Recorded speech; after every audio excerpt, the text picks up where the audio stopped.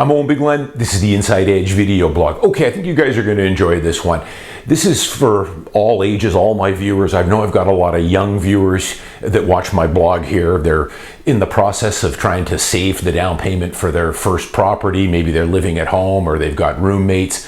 But I've got people that are also watching my blog here that are thinking about buying an investment home. They bought their principal residence 5 or 10 years ago. They're maxing out their TFSAs and RRSPs, investing their money for retirement, maybe thinking, well, buy an investment property. So this one I'm going to call, I don't know what I'm going to call it, the wake-up call, or it's not going to get any easier. That's probably what I'm going to title this video. It's not going to get any easier. We all know that getting your first place in Vancouver here or in the Lower Mainland, buying your first home is a tall order. It is difficult.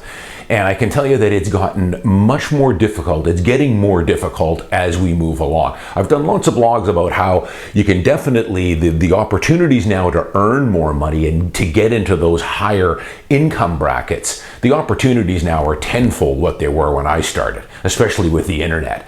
But of course, the purchase price to get into a home, the mortgage tightening, the lack of inventory, the lack of homes for sale, all the taxes and meddling that the governments continue to do has made it a lot more difficult to get into home ownership.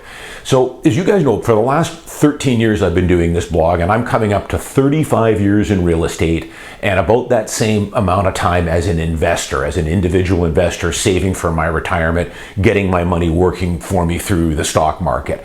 So I think I can speak from authority on these things. I don't think there's a whole lot of YouTubers out there that have the experience I do in Vancouver real estate. And you guys know I also talk the talk and walk the walk. I've also got a large investment portfolio.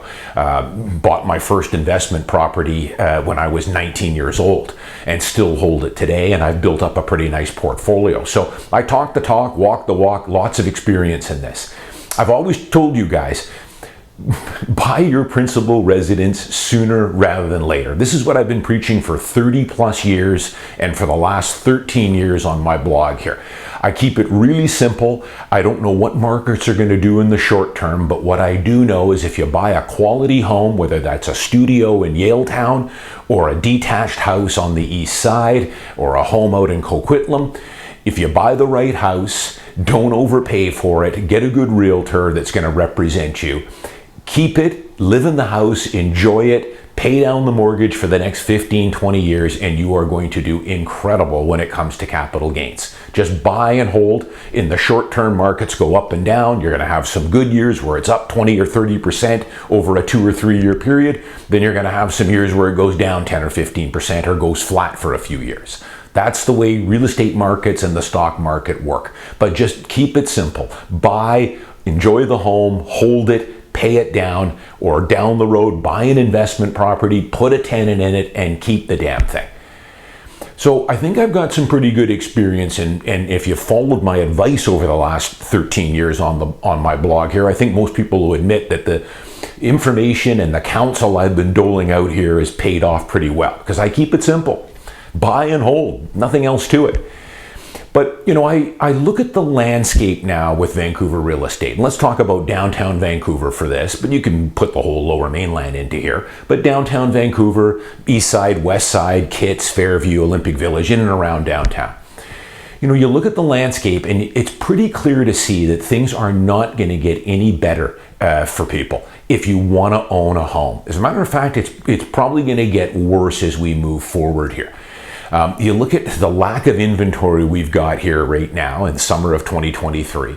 The other things, of course, that I've talked about many times, lack of buildable land in the Lower Mainland. We're not like Phoenix, Arizona, where you can build out in any direction. You've got government meddling at all levels, the difficulty to get anything built, to get approved, to get zoned, to pay all the fees to Vancouver City Hall and the province of British Columbia. You've got to go through the NIMBYs. We've got a construction worker shortage here. There's only so many crane operators and concrete workers and rebar installers that we've got. So you've got that trickle-in supply. The other thing that I've been saying for many years here, as far as downtown Vancouver goes, or Olympic Village, Kitts, surrounding neighborhoods, The days of building anything affordable are long gone. That ship sailed about 10 years ago. I mean, affordable for most people now would be between 11 and 1200 a square foot. 20 years ago, affordable would have meant 200 a square foot. So that's where we've come here. But even the $1,100-$1,200 a square foot is over with as far as new construction. Anything being built downtown, as I've told you guys, is going to be ultra luxury condos starting at $1,800-$1,900 a square foot and going up over $3,000 a square foot. So anything that was built was going to be for millionaires and multi-millionaires only, and that's the way it's going to be from this point on. We're going to be a lot like a city like New York or London, where if you want to buy something in downtown Vancouver, you're going to have to be a millionaire or a multi-millionaire to afford it.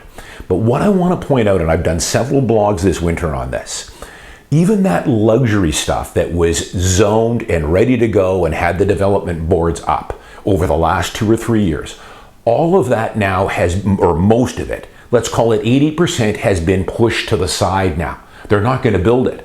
It's all now being converted to market rentals. And go back and watch the 2 blogs. I want to pound this home one more time to people because this is your wake-up call. We're on limited time now if you want to get a piece of Vancouver.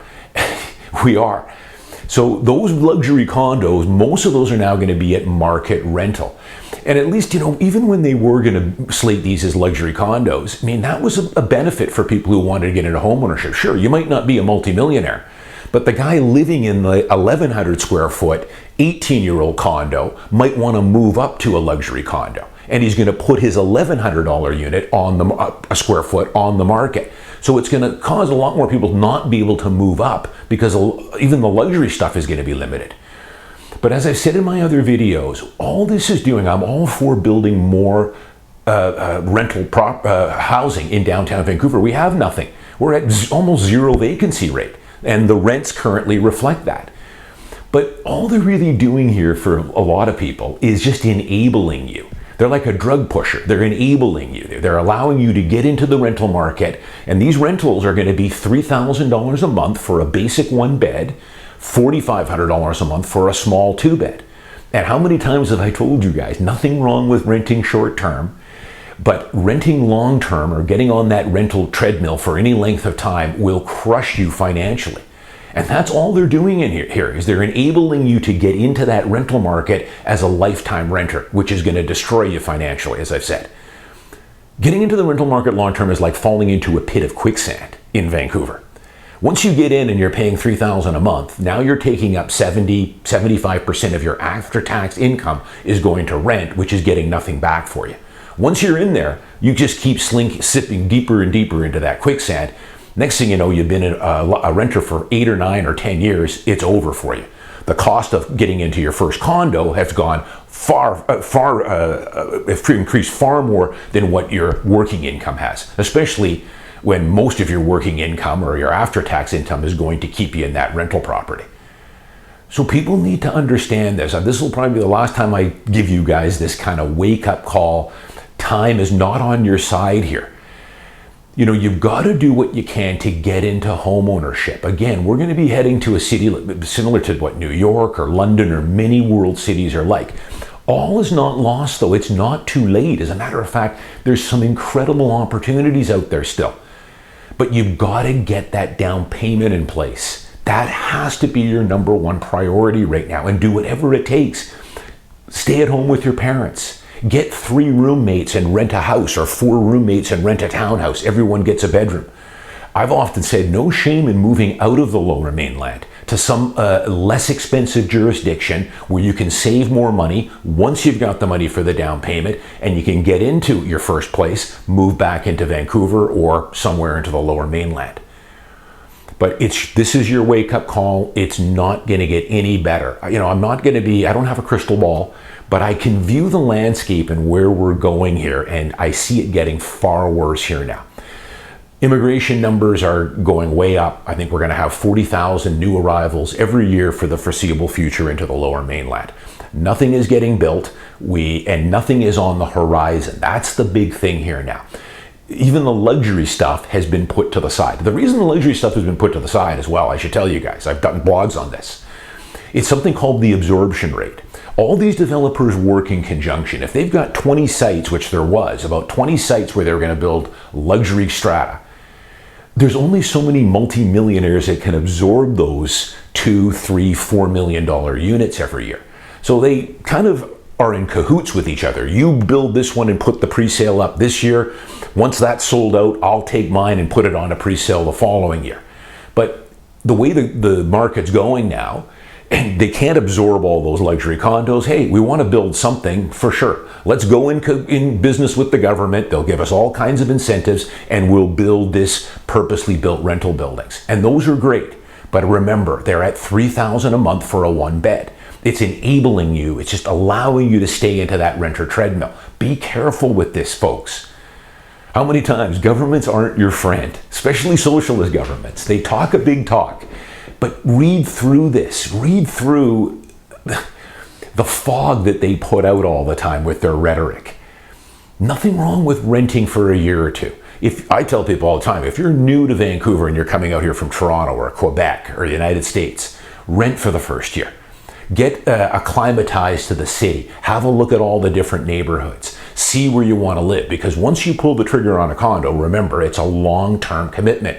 8 to 10 year minimum is how long I want you to keep that condo to absorb the taxes and the friction costs. But again, I want to stress it finally here. It's not going to get any easier. This should be your wake-up call here. Come hook or crook, you've got to get into your principal residence. I did that blog just not long ago. I just sold a really nice little loft. Concrete loft for $835 a square foot. Unit needed a reno, but it had a parking space, concrete, pretty decently well-run strata right in the middle of the city. I've sold a bunch of stuff this spring at $1,050, $1,075, $1,100, $1,100 and a quarter a square foot for very good quality strata, concrete with parking. So they're out there. But those days are numbered. Anything new coming online is going to be far more than that. And of course, any of the luxury stuff that I've said has now been pushed to market rentals now, most of it, which this just is going to further increase the current inventory, the current number of stratified condo we have in downtown. When they're not building anything else, new arrivals are coming in every year. The current inventory that's there will do nothing but increase. And you got to be careful with this. This could take a surge and increase far more than what your working income is going to be keeping up, which it does for most people.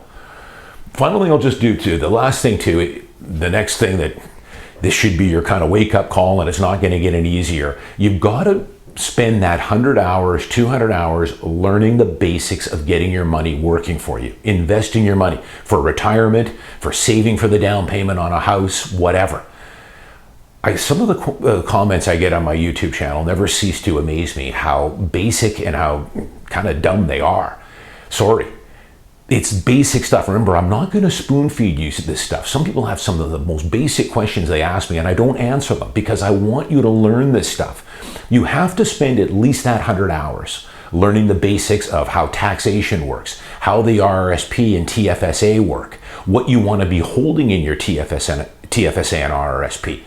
It's crazy. Only about 50% of Canadians even have a TFSA, which is nuts. And of that, most of them just have cash or term deposits or something in there, which is a total waste of what the TFSA is going to give you.